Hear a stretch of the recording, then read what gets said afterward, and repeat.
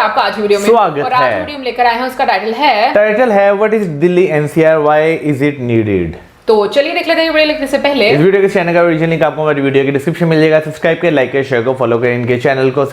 Vlogging channel का link, Instagram का link भी हमारी वीडियो के डिस्क्रिप्शन में मिल जाएगा। सब्सक्राइब करें, लाइक करें, शेयर करें, फॉलो करें। चलिए देख लेते हैं वीडियो। 370 बिलियन डॉलर्स, ये है जीडीपी नेशनल कैपिटल रीजन या एनसीआर की। दिल्ली के आसपास के कुछ रीजन्स को मिलकर एनसीआर बनता है।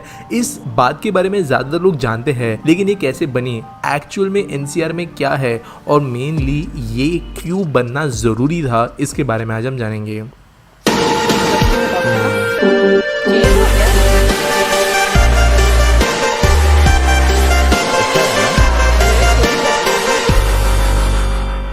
दोस्तों, कैपिटल किसी भी देश का जो होता है वहाँ पर ज़रूरी है कि चीज़ें हार्मोनाइज्ड एंड प्लान्ड पॉलिसीज के साथ में की जाए, क्योंकि जनरली जो कैपिटल सिटी होती है वो एक बहुत बड़ी सिटी होती है और एक बड़ी सिटी हमेशा इन्फ्लुएंस अपने आसपास के छोटे शहरों पर डालती ही है। और यही होना शुरू हो गया था साल 1985 के आसपास, जहाँ पर national capital region planning board NCPRB को क्रिएट किया गया। ये इसलिए किया गया था क्योंकि दिल्ली, फरीदाबाद, गाजियाबाद, गुड़गांव और नोएडा इन रीजन को इन्फ्लुएंस कर रहा था। बेसिकली इन बाकी शहरों की इकोनॉमीज दिल्ली पे डायरेक्टली इंटरलिंक्ड होने लगी थी और ये एक ओवरऑल कंटिन्यूअस अर्बन स्प्रॉल बनना शुरू हो गया था। यानी पूरे के पूरे शहर थे जहां पर बीच में थोड़े बहुत गांव थे, लेकिन ओवरऑल ये शहर आपस में एज वन ही काम कर रहे थे। तो जरूरी था कि इन रीजन्स को साथ में ऑपरेट किया जाए और इसके बाद में शुरू हुई कुछ ऐसी एक्ट्स जो कि इस रीजन को फ्यूचर में कुछ इंक्रीमेंट्स में प्लान कराती थी और इस बात के बारे में ज्यादा लोग नहीं जानते। अब ये प्लान्स क्या थे, कुछ इंटरवल्स वाले वो समझ लेते हैं। 1985 के एक्ट के बाद में बेसिकली कई जो ये डिस्ट्रिक्ट्स थे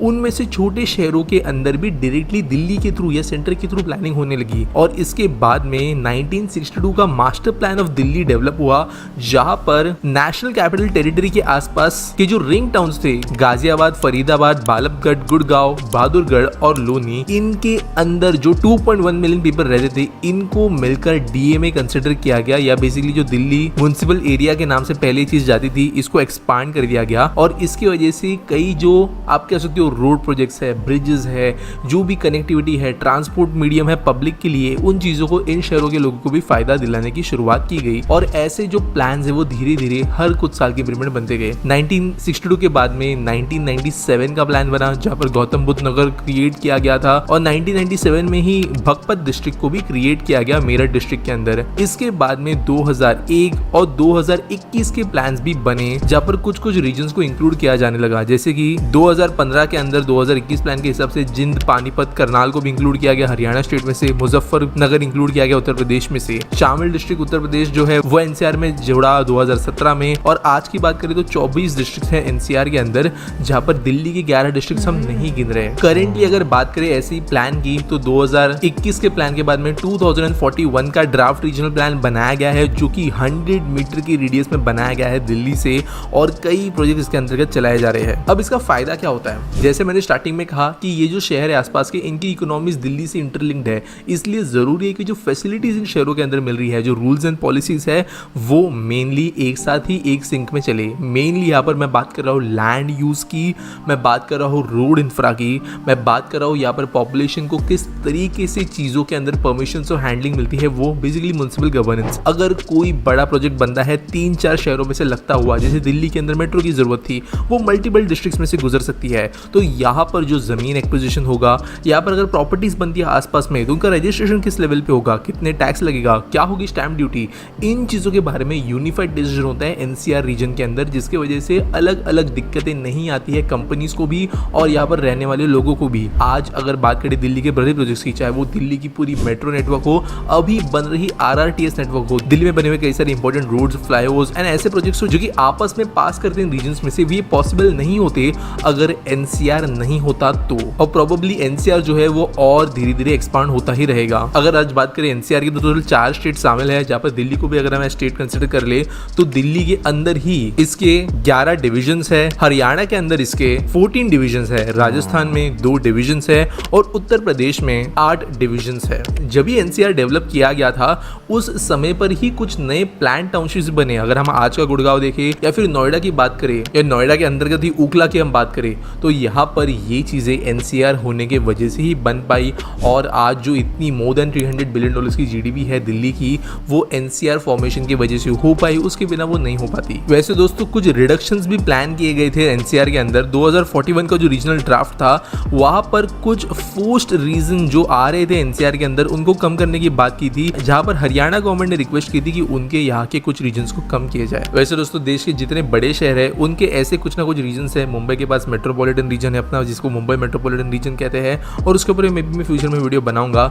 लेकिन ये वीडियो थी एनसीआर के बारे में, शॉर्ट वीडियो थी। कैसी लगी मुझे कमेंट्स में ज़रूर बताना। मिलेंगे अगले वीडियो में। भाई इस बात में तो कोई शक नहीं कि जो एक कंट्री की कैपिटल होती है वो अपने आसपास के जो एरियाज होते हैं, ये छोटे छोटे शहर होते हैं, वहाँ पर उन पे जो है इकोनॉमिकली बहुत ज़्यादा इम्पैक्ट डालती है। वहाँ की जो एक कह लें कि डेली रूटीन लाइफ होती है वो उस शहर से कहीं ना कहीं कनेक्ट हो चुकी होती है। लेकिन मुझे ये अच्छा लगा कि जिस तरीके से एक तरह से देखा जाए तो बर्डन कम करने के लिए या फिर जो काम है वो या परफॉर्मेंस है उसको मजीद बेहतर करने के लिए जिस तरीके से हम कहेंगे कि एक्ट लाया गया और डिफरेंट लॉज बनाए गए, तो वो चीज़ मुझे लगता है कहीं ना कहीं पर लोगों को, डिफरेंट शहरों को बहुत ज़्यादा फायदा देती है। यार उसके साथ साथ अगर देखा जाए तो जैसे अभी जैसे फरीदाबाद, उससे गाजियाबाद, नोएडा और जो गुरुग्राम, ये आसपास के शहरों को जो है कनेक्ट किया गया। इससे कोई शक नहीं कि आपकी इकोनॉमिक एक्टिविटीज जो है वो बहुत ज़्यादा बढ़ गई, लोगों को बहुत ज़्यादा जो है फायदा हो, क्योंकि पॉपुलेशन तो वहाँ पे ऑलरेडी थी,